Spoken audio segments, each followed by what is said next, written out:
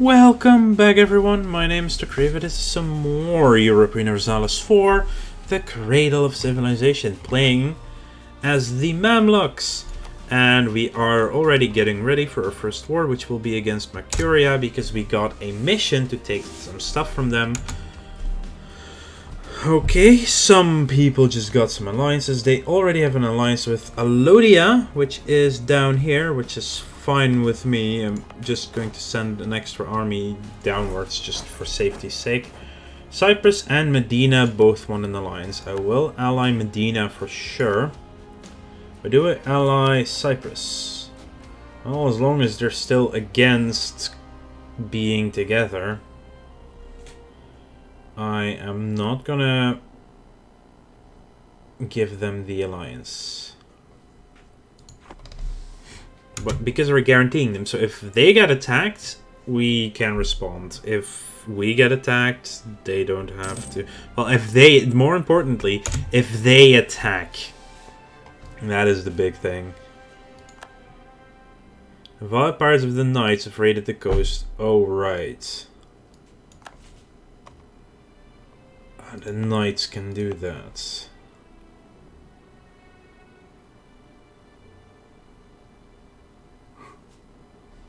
Ugh, the Knights are going to be such a problem. And of course they're guaranteed. I could build a castle, but I don't think that's necessary. Oh yeah, good point. I always forget this at the start of a new game. Turn off the automatically raising. And for now I'm gonna just turn them all down. There is also the new thing, army professionalism, and we're going to look a little bit deeper into the Mamluks right now. So, first off, army professionalism is how dependent your country is on mercenary or professional armies. It increases by drilling units or recruiting generals, but decreases if you recruit mercenaries. Immediate gain from getting a general is plus 1%, or recruiting a mercenary regiment is minus 0.15%. We're currently at 10%, which makes mercenaries cheaper, which gives us some siege ability, fire damage, and shock damage. At 20%, you can build supply depots.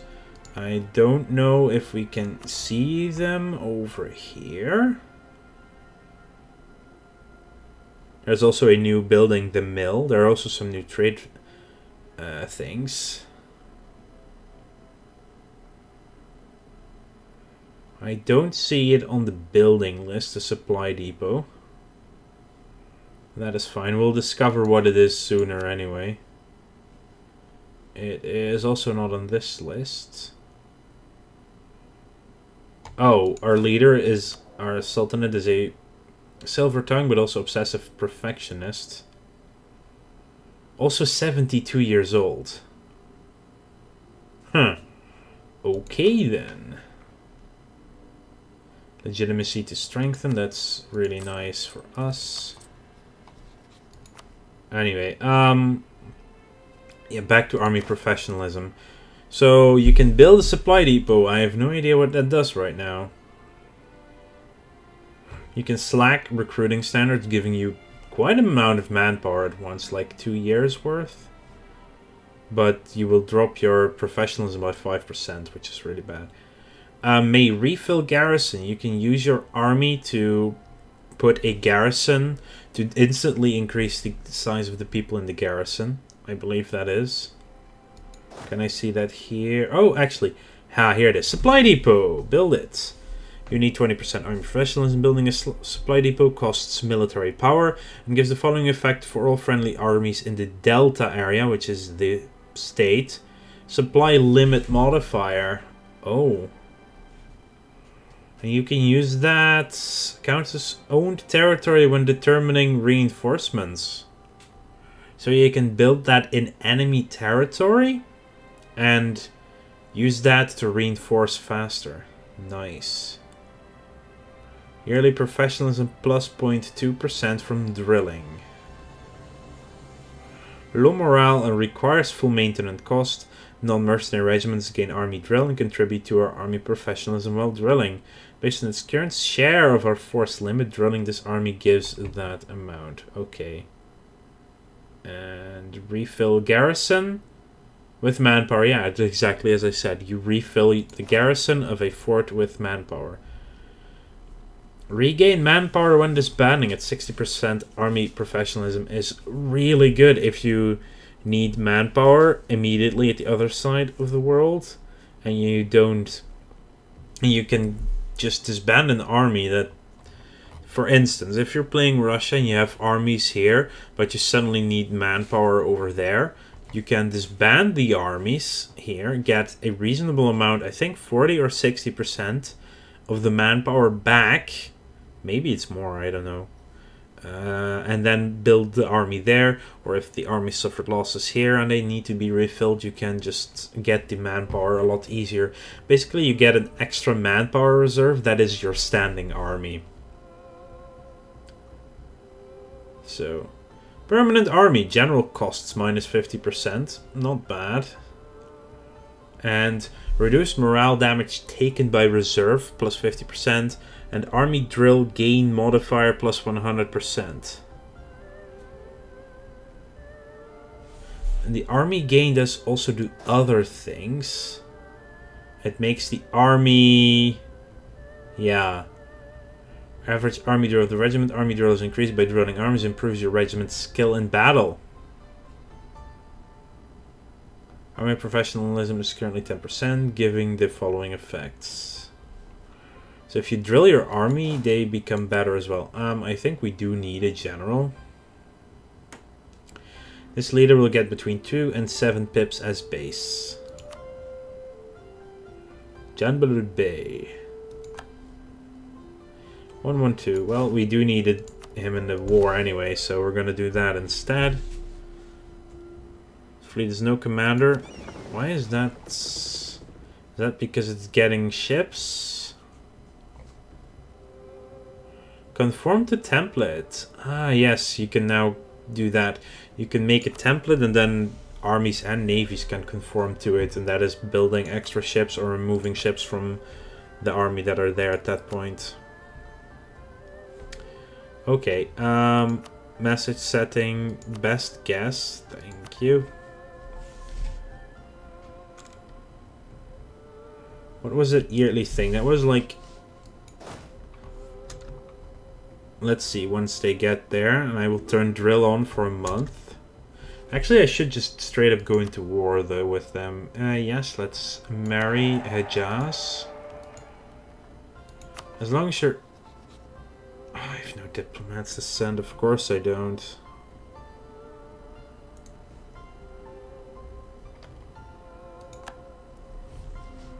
It gives me enough time if we could recall them from Medina.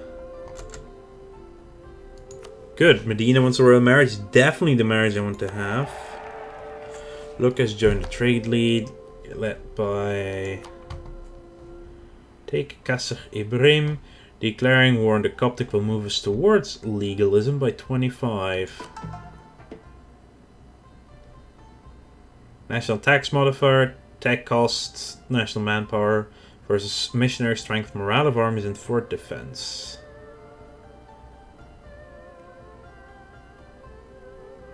That's free manpower for religious followers or corruption with enforced faithful adherence.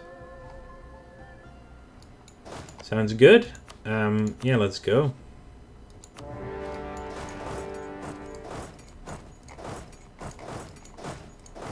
We are at war. I know there are disloyal states. Also, do I need to boost something particularly right now? Not really. We are actually getting more money than I expected. So I can hire another advisor. Only the +1 is available though. There we go. Thing is, you can now also promote your advisors. It will permanently increase their skill by 1. It also costs 60, well, like 5 years of their current salary. 100% sure it's their current or their or 2 years or 1 year of their future salary. But we know that they cost 4. A plus 2 is 4, but a plus 3 is 4.5. No, that's the minister, so his actually is 9. 60 divided by 4 is 15. I don't think 15 would be a number they take. They think it's 5 years of their current salary and they will become a plus 2 and be more expensive. You do need to remember to send them straight back to Medina right now. Of course they raid another coast. There we go. Once your subjects provinces. Well, we will get there. Oh, hello, we are fighting. Will that have an effect on professionalism? I don't know. We did get some prestige out of it. A little bit of war exhaustion, they get a lot more. Army tradition. They have a lot more army tradition from that than we do. That is sad. Now, we do need to drill an army to actually get that. We do have 3 leaders available. Right, feudalism. Apparently the Mamluks start as the 2nd strongest nation in the entire frickin' world. What the... Wow, they're now 2nd great power status. That is actually really good. Well, we are going to hire another general. Because I want to... Jeez, they're nice. I want to start drilling. Yearly chance of skill increase for the general as well, 2.4. But what I do want to see is the increment monthly or is it yearly? I hope it's monthly, otherwise you can easily just... No, it's monthly, good. Otherwise you could be abusing that. We need a Jajalian, which means we are losing a rival right now. Actually, I should say we just lost a rival. Lithuania doesn't have any rivals, but they're still my enemy. Oh, we cannot add while we're at war. I haven't played this game in a while, okay? Wadi Haifa. Apparently, we are allowed to go to Alodia. Let's swap you with this person. Sultan, the Knights have joined the Trade League. That is annoying.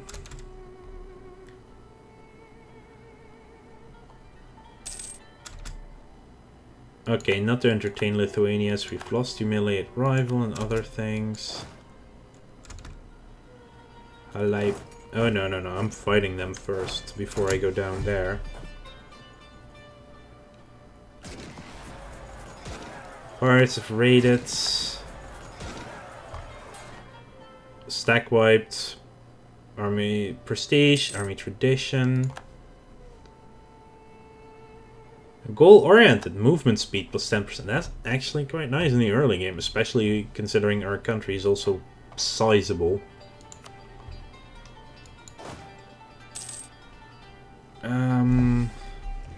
Let's shift consolidate. Drop off a siege unit and take out that army.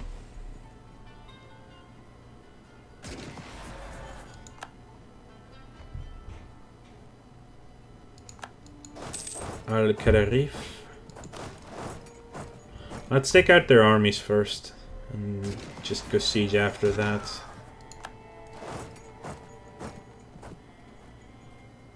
Oh, you're running into me now too.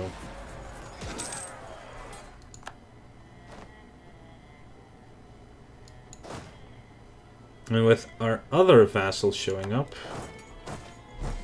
Normalization of relations between the Shafi'i and the Jafari. Okay, so that's something to do with the new religious mechanic for the Islam with the schools of thought. For some time, the relationship between the Shafi'i and the Jafari have been strongly colored by distrust and conflict. Some scholars have gone as far as to denounce the theologians of the other school and their followers. However, tensions have been greatly lessened in recent years, and with Mamlukian Shafi'i and Bahmani Jafari scholars leading the way towards tolerance and coexistence. So the relation between the schools would become ambivalent. The Shafi'i madhab is named after Imam al-Shafi'i and is prominent in particular among Muslims in Arabia, East Africa, and East Asia. It was once the official doctrine of the Seljuk, Ayyubid, and Mamluk sultanates. Unlike other madhabs, the Shafi'i reject istishla as sources of Sharia, instead only relying on what is textually in the Quran or Hadiths. Has the following relations with other schools: hates Ismaili, Jafari, Zaidi, ambivalent Hanafi, Hanbali, Maliki. But Jafari is now going to ambivalent, which has an impact on relations, which is good. So that has now changed to reflect here, yes. So what would happen? Inviting a scholar from another country will give us a unique bonus for 20 years. Hanafi would get... Ah, yeah, you get the... Also, you have all the influence. Oh, wow. So you would need to have opinion, must be allied. Needs extremely high opinion as well, yeah. Okay, so Hanafi... Named after Abu Hanifa, Noman bin Tabet. This school originated in Kufa and is prominent throughout the Persian and Turkic world, including northern India. Though textual sources in the Quran and Hadith are given preference, Hanafis have an inclusive view of sources and also employ analogy, istishan, and local customs in their jurisprudence. Some view it as the most flexible of the schools. Okay. Hanbali madhab is named after Ahmad ibn Hanbal and champions withholding from any speculative theology kalam. Hanbalis maintain that the Quran and Sunnah are the only proper source of jurisprudence and that they should be interpreted in a literal and traditionalist sense. Though it is very accepted as a valid madhab, very few states actively promote the Hanbali school as it was banned by the Abbasid caliphs. The Maliki is named after Malik ibn Anas and is prominent in particular throughout North Africa and Iberia. Jurisprudence is primarily based on the work and interpretation of Ibn Anas and his student Sanun, as described in the Al-Muwatta and the Mudawana. One of the foremost centers of learning within the Maliki school is the Great Mosque of Kairouan, near Tunis. Ismaili is named after Ismaili ibn Jafar, the successor of Jafar al-Sadiq, and was the dominant school of faith in the Fatimid Sultanate, but has lost much ground since its fall. Ismailism encompasses a number of increasingly divergent branches, such as the Mustali and the Nizari, and in many ways they focus on the esoteric elements of Shiite faith and more than the Jafaris or Zaidis. Jafar is named after Jafar al-Sadiq, the sixth Imam, and its followers are Twelver Shias. Twelvers believe that Ali, the successor of Muhammad, was followed by 12 infallible Imams chosen by divine decree.